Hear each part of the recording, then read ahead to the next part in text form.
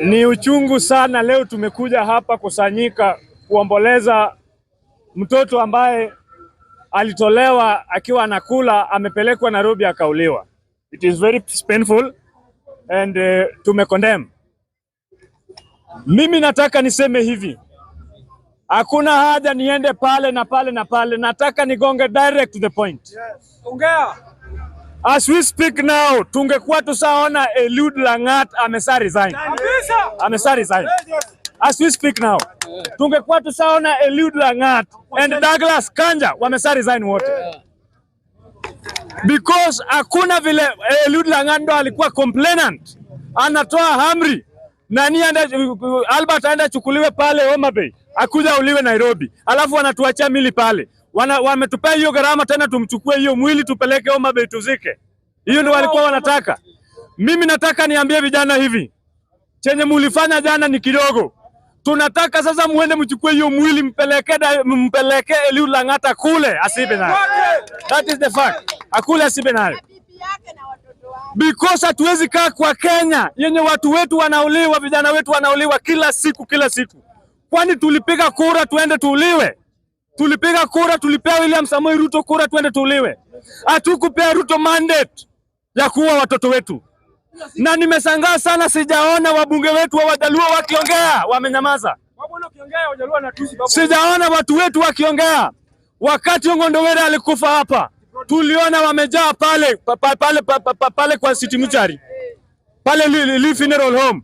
Lakini ya huyu hatujawaona hata moja, including Raila Odinga, mtu ambaye tumesimama na yeye.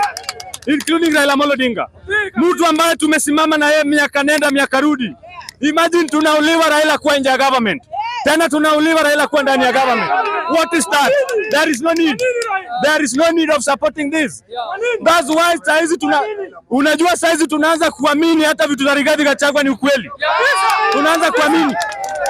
Tunaanza kuamini hata vitu zote za Rigathi Gachagua anasema zote ni ukweli. Maana Rigathi Gachagua ndiye alikuja akasema ya kwamba Ruto anatumia Odour Lagat kuua vijana, na ni ukweli tumeona. We are demanding the resignation of Odour Lagat with immediate effect. La sivyo we will force him to kill all of us. That is what we want.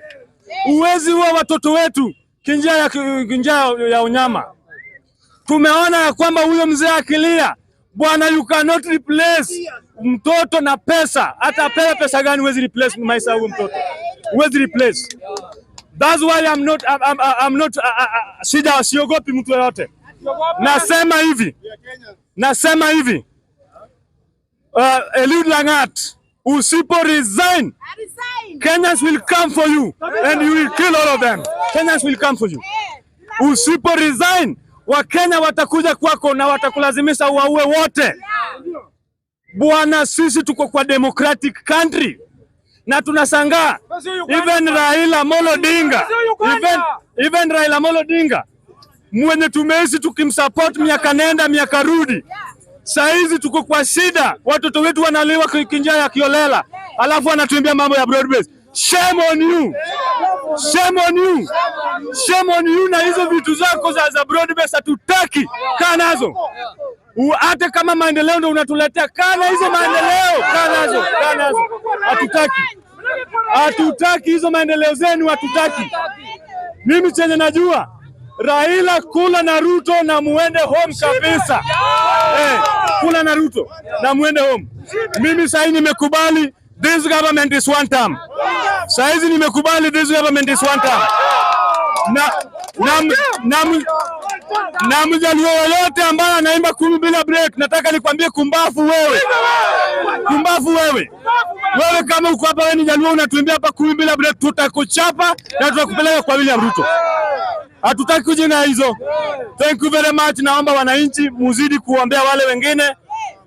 Hii government imeoza, na ikioza tunapeleka wapi? Thank you.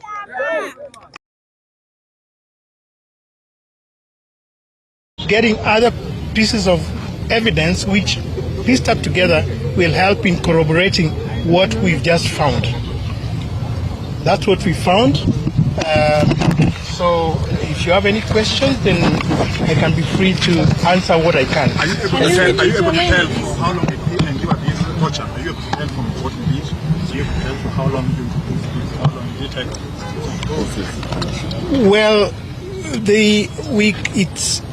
it's arguable about whether it's sequential, but the time span, it's within a short time. It could be same time, it could be within 1 day, 2 days, or several days, but it's difficult to tell and date them, temporarily, as in times of space. A follow-up question. As an expert, I know the police gave some unreasonable reason as to why Ojwang died, saying he hit his head on the wall. As an expert and having examined the body, if that were to be the case, what signs would have been consistent with hitting one's head on the wall, and that the signs you've seen today completely dismiss that particular narrative? Well, when I examine the whole the pattern of the injuries, especially on the head, the bleeds, the hematoma that are found on the head, hitting against a blunt substance, a wall, would have a particular pattern, a frontal bleeds. But the bleeds that we found on the scalp, on the skin of the head, was partially spread on all aspects, including the face, the sides of the head, and also the back of the head. When we tie up together with other injuries that are well spread in the body, including the upper limbs and the trunk, then this is unlikely to be self-inflicted injury. Another question.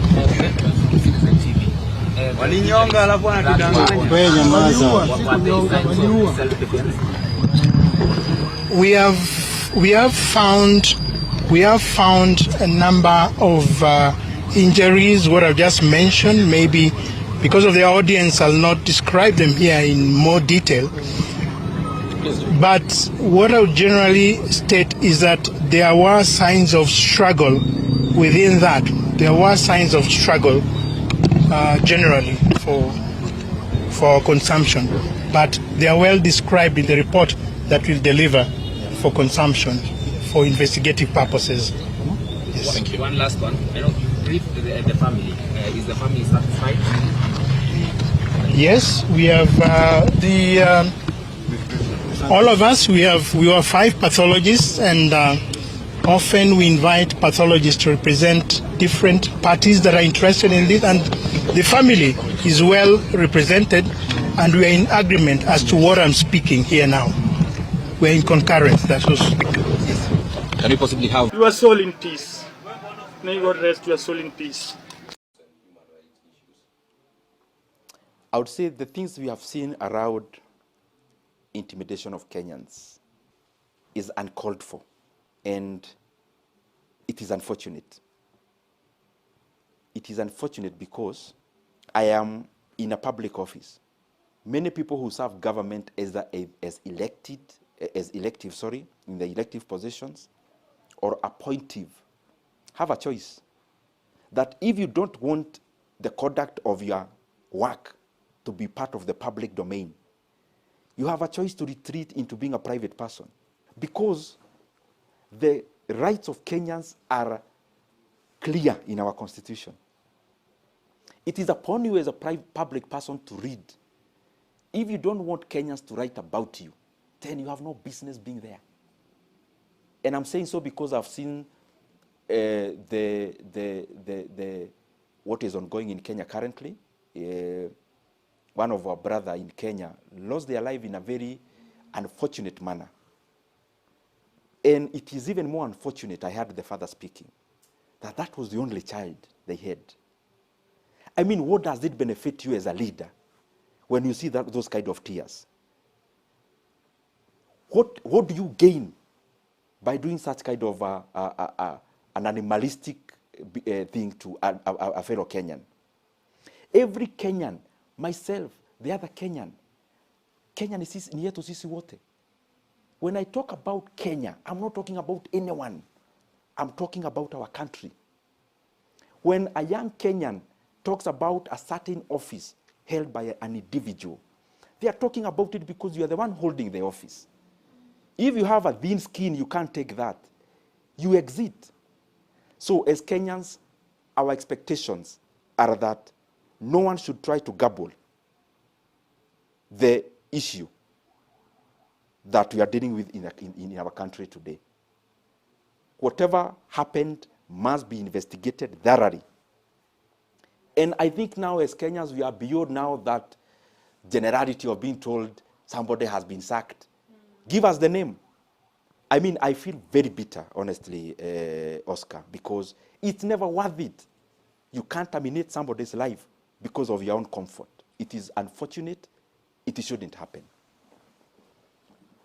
Welcome to the Bold Analysis, ladies and gentlemen. For the last couple of days, we've been talking about Albert Omondi's death in the hands of institution that is supposed to protect him. And so much have been said. The story is developing as we go. But I wanted us to get a very interesting perspective, and that is why in studio, I have the privilege of sitting once again for the second time with Peter Nyawanda. Peter Nyawanda is has worked in peacekeeping mission and also worked with civil society groups on peace and security. And what happened really borders all this, because does it signal an absence of peace or no? But I want us to get much deeper perspective of this. Karibu sana. Thank you. I hope I've gotten the right. Okay. I believe so. So we don't feel safe. When I say we say I. Albert was killed. Albert died in circumstances that still shock the country. What do you make of the account? And let's just start with the latest report. The autopsy has been done. And the report is showing that he died due to neck compression and tumor head injury. And so that confirms that he did not, that then confirms that, contrary to reports of being found unconsciousness or self-afflicted pain that is not there, there's a third party involved. That is what the autopsy has shown. But what do you make of account of his killing since you heard of this? Well, thank you, the board. Allow me first of all to send my condolences to the family and friends of Mr. Juang. I think it's a very unfortunate situation that we find ourselves in. Looking at the circumstances surrounding both the arrest, the transportation to Nairobi, the alleged, the death and in the hands of the police, and the way even the body was taken to the mortuary and the information that was being given, you find that there are a lot of inconsistencies. First of all, the police say that he hit his head, on the against the wall. And it is these injuries that actually eventually led to his death, which is very strange, because we have never heard of somebody just hitting your head on a wall until you die. No, I think there is much more than that. And then you find that the people involved, it is alleged that the complainant in this case is the Deputy Inspector General Police, who is in charge of the Kenya Police. And it is the very police who left Nairobi, drove all the way to Homa Bay, picked Mr. Juang, then brought him back to Central Police, and allegedly booked him in a cell where he was alone. What we know that Juang was picked, I think it was over the weekend. Yes, on Friday. On Friday. And he was brought here, I think he arrived on Saturday. Yes. The normal thing that we know is the Central Police Station is always full over the weekend because many people are arrested, And so there is no way that Mr. Juang could have found, the luxury of an empty cell all for himself. all for himself. So a space was created. I think the narrative of he was kept in a segregated cell. I think all these are just afterthought that are meant to, you know, they are meant to erase, erase evidence, you know, and also to shield the police officers who are involved. Because if you say he was in a cell with the others, you will be asked, who are these others? Yes. People start demanding for it. People will, because the OB at the Central Police would tell who was there, who were there that night. Yeah? And so I believe the investigators would be asking, who are these people? They would want to follow them up. Who was with Mr. Juang in the cell? There is a point that still, I've been trying to break it up. I'm not getting it. The arrest was done in a very soft manner. A situation where you go and the parents handed over their son. Yes. Then within a lapse of 15 hours, they were told to follow the son in Nairobi, and then they later were told to pick a dead body. Was it meditated from the arrest, or the whole plan changed somewhere? Because that would be so vicious, and the confidence of picking someone innocently, and then the person ended up dead. Does it work? Is it consistent with the death? Is the soft arrest consistent with the death? They are not consistent, I think. You know, the arrest in Homa Bay, I think the president just recently came from Homa Bay, and I think they did not want to create any scene. Yes. You know, at the point of arresting him. Yes. Yeah. So I think they went there in a gentleman's way, in the normal way that actually you can go and arrest, a suspect, and they wanted to create an impression to the father and to the family that actually ini kitu kidogo. Yes. Yes, just like the normal police, chit chat, which they would say, just a small issue, you will just go and then come back. I do not think that by the time they were arresting Mr. Juang, that they had the intention of terminating his life. Yes. Yes. I am not persuaded.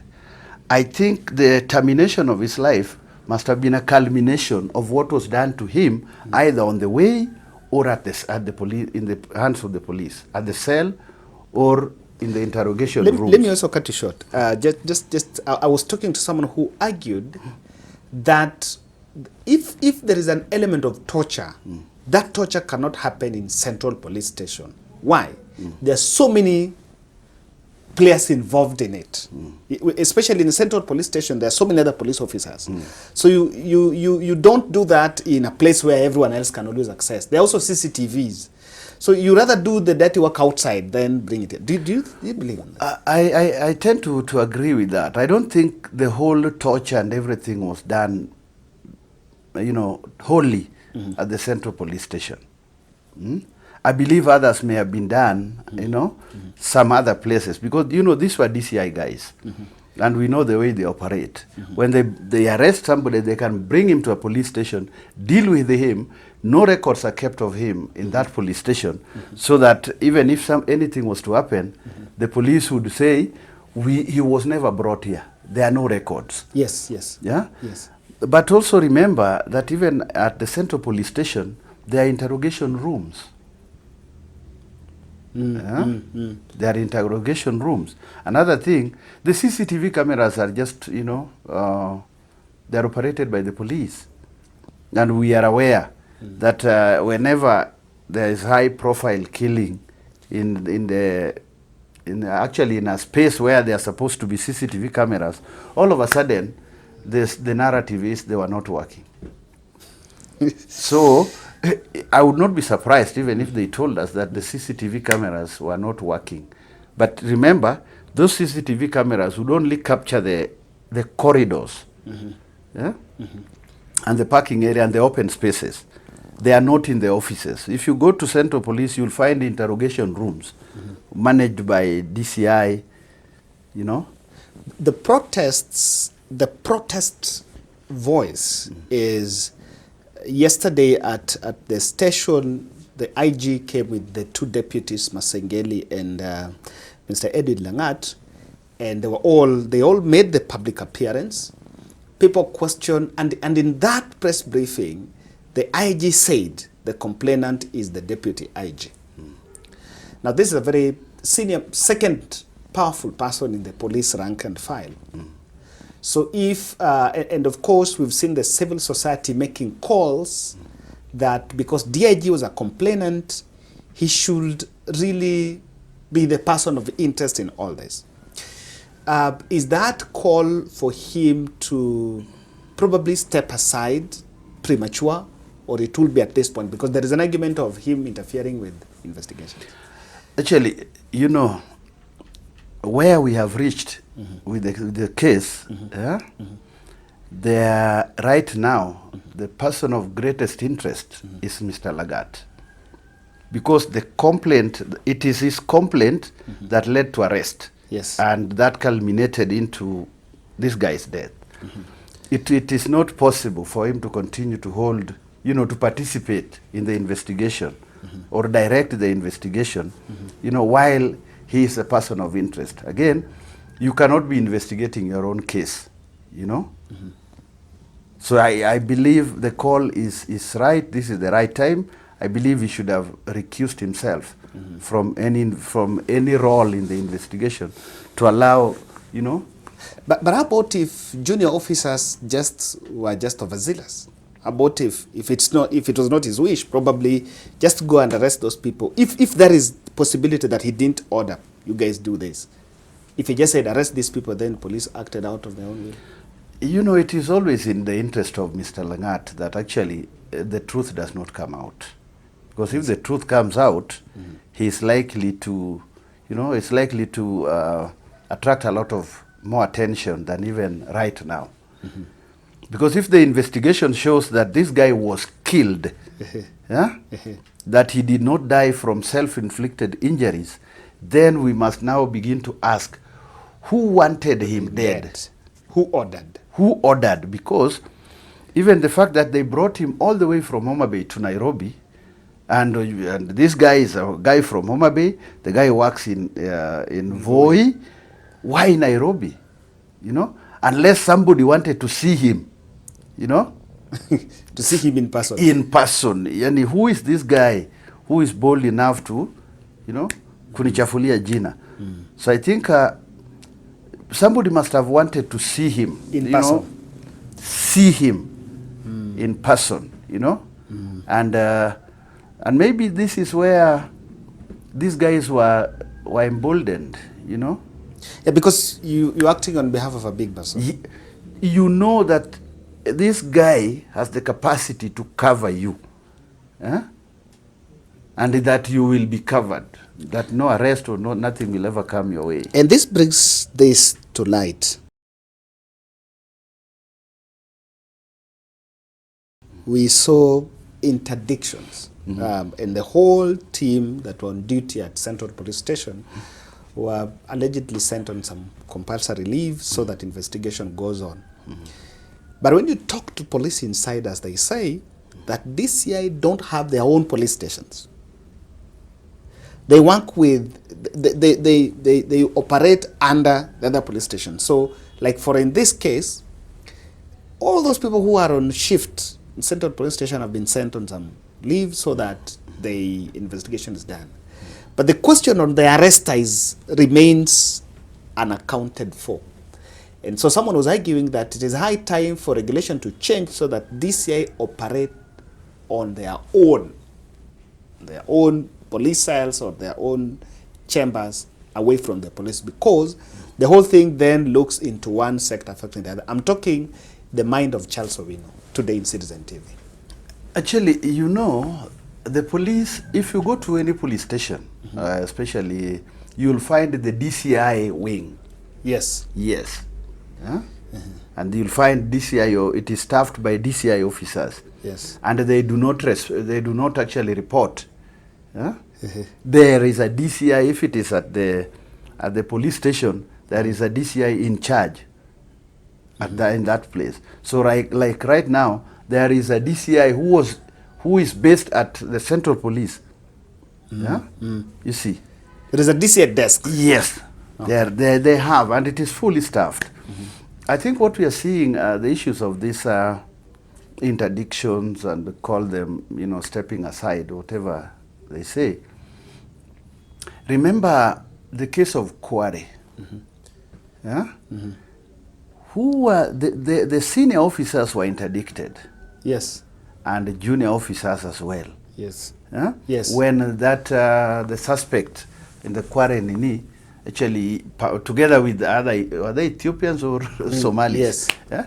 When they, breached the fence and, disappeared. And allegedly disappeared in the thin air. We have never been told what happened to those people who were interdicted. The interdiction is actually just to, I think it's just like, it's meant to cool the emotions, to show the general public that something is being done, to show the general public actually that we are serious, we mean what we say. But in the actual sense, you will find that the people who are going to do the investigation are almost the very same guys. If they wanted to do something different, they should have told us that we have brought, police officers from the police headquarters or from where, and that they will be taking charge of the investigation. Yeah? So the issue of police investigating himself is not... Police investigating themselves. This is just allowing the police to cover up. Let's look at another perspective that that we have been having since it happened, and that has been the silence of the political leadership from the Luo Nyanza, to be specific, because we are in an environment, we are in a government where there is some aspect of broad-based. First, even before you go, do you think the public is demanding too much when they demand that the ODM leadership, that the Nyanza leadership should speak about this? Actually, I think they're just demanding that is the bare minimum that they can ask for, that you speak about it. Yeah? Otherwise, they should be talking about, let's all go to the streets and demonstrate, because it is just last week that Luo Nyanza, specifically Homa Bay, welcomed, the president with a lot of gusto and everything. Yeah? And barely a week, then this thing happens to a citizen of Homa Bay, of Homa Bay County. Yes. And the leadership of ODM in Homa Bay County is dead silent. They made a press briefing yesterday, and only 2 MPs were there. Actually, if you look at the people who are there, you'll find, number one, you'll find Obara, Eve. Obara is the MP for Kasipul Kabondo, where the guy comes from. She was absent. Obara was there. No, she was there? Yeah. Okay. And then there is Millie from Suba North. From Suba North. Yeah. And then we are asking ourselves, where are the champions like Opondo Kaluma, the MP for Homa Bay Town? Where is the senator for Homa Bay? Where is the governor who was, very vocal when one of the MPs, Ngondowere, was shot? And she was very, very active. She was everywhere in the press, visiting the family. We have not seen this one. Then we ask ourselves, where is Orengo? Is one of the people who was, he has presented himself as the champion for the downtrodden. Yeah? Msema ukweli. Where is he? Odinga has given a statement today. Too late? Too little? Too little, too late. I think Mr. Odinga, this time he has gotten it absolutely wrong. We asked him to respond. Why did we have to ask him? If we are talking about this broad-based or bread-based, government, he's the architect. And one of the things that he promised us, and he promised us when he was in Homa Bay. Yes. Yeah? Not this time, yes, but I think in the previous visit by the president, he said that there should be no abduction. That one of the 9-point agenda that they signed was the end of abductions and forced disappearances, and extrajudicial killings. Now we are seeing extrajudicial killings actually brought to his doorstep. and he's keeping quiet. Why? And that then begs a question. The broad-based ideology is seen as some sort of friendship between the Luo, the Kalenjin, and let's just look at it that way, because that is it. When these people are arrested and they realize this is Albert Omondi, we've taken Albert Omondi from Homa Bay, and they see a situation where someone is going to die and this person is from Homa Bay, don't they fear that, okay, this is going to be a threat to broad-based? That doesn't come in at this point. My thinking is that when they picked, they have, I think they have an illusion that everybody from Luo Nyanza is in broad-based. So anybody who is outside the broad-based is an enemy.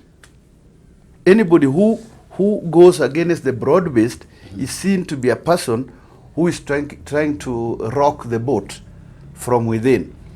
And you will actually, when you listen to the speech that was made by the CIA leaders when they went to see the president, specifically, go to the chairman of the budget committee, Atandi. Yeah? You know, he was talking about the benefits. That's why they do not want people making noise. noise. And I think even Oburu Odinga said it, that development doesn't like noise. Does not like noise. Yeah? So we are seeing that one.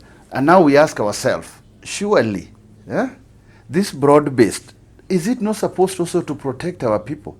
Because most of the people who have died in this agitation for the expansion of political space and accountability have been mostly from Luo Nyanza.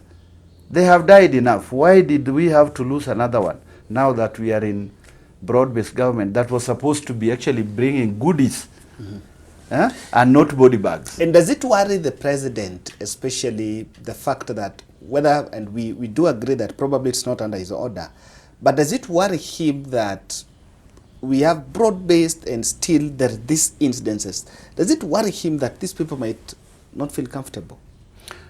I think what the president believes, that Luo Nyanza and Luos in general will go any direction that Raila takes them. So the president has nothing to worry about. As long as he keeps Raila and his cohorts, happy. As long as the goodies still continue to flow, he has no worries, because he believes that whatever we do, once Raila says it is left, we will not ask why. We will only go left. If you look at the public anger over Albert's case, you might argue it was not, people didn't expect it to be that way. That probably they were thinking they would easily get away with it. But if you look at the kind of anger, almost everyone has spoken and kila mtu anakaa kukasirika. What does this show the political leadership, especially looking at the discussion about human rights? What is their take home from this? I think we have. I think the political leadership and also those within the security apparatus have come to believe that since the formation of the broad-based government and the incorporation of a few ODM guys into government, that things have changed. So Ruto, I believe, has even forgotten the agenda, that they agreed with Raila. Right now, that as long as he has Raila, he has nothing to worry about. And then we have seen other deaths, that have occurred from since the times of the from the end of the Gen Z, demonstrations, and not much has been done. So the police and the political class have come to believe that people will watapiga tu kelele online, like the way that MP say, people yes, forget. People forget and move on. So I think they thought that even this one, nothing would really happen.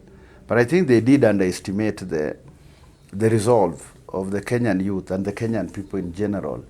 That actually things have been boiling.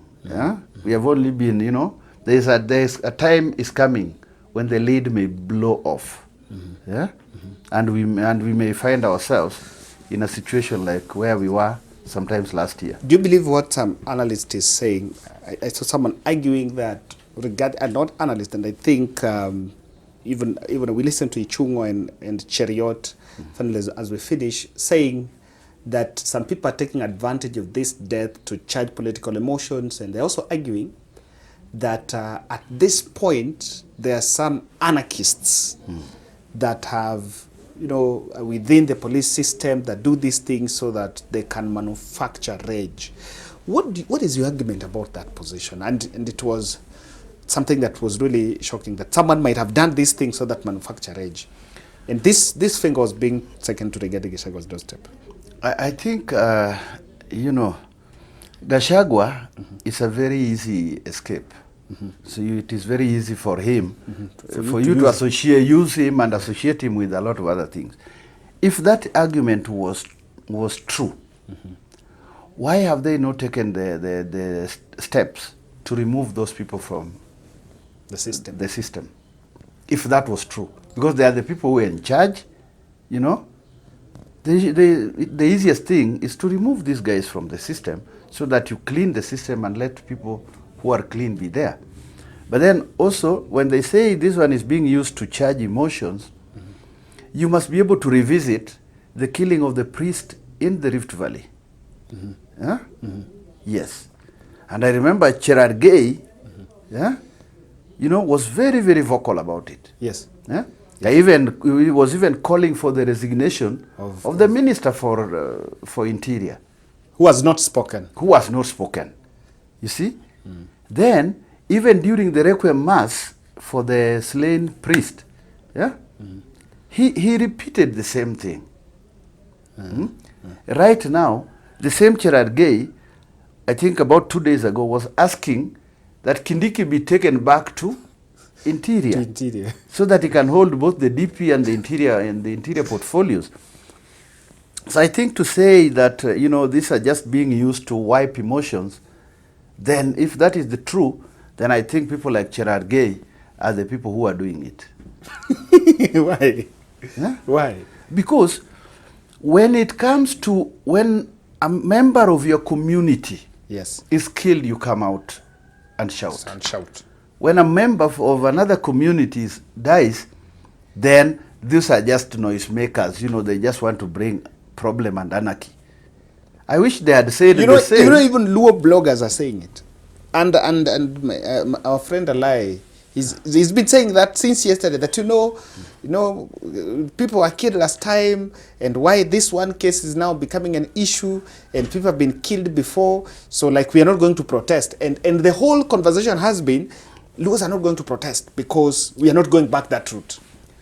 So there have been a narrative of making sure that even there is a protest, no, Luos are not going to protest. Let me tell you, people like Alai believe, I think Alai and the other clique, people who think like him, believe that the broad-based government is for the Luos and that the Luos are now eating. Yes. Yes. It is this kind of thinking that when you have eaten and you are full, that everybody is full. Everybody has eaten. Simply because Alai has eaten or is eating, everybody else is full. The reality is that the Luos may not go to the streets as Luos. Yes. Yeah? But that does not mean that they are feeling better than any other Kenyan. Yeah? I think it is just a matter of time, and maybe, you never know, maybe an issue will arise that will take them back to the streets.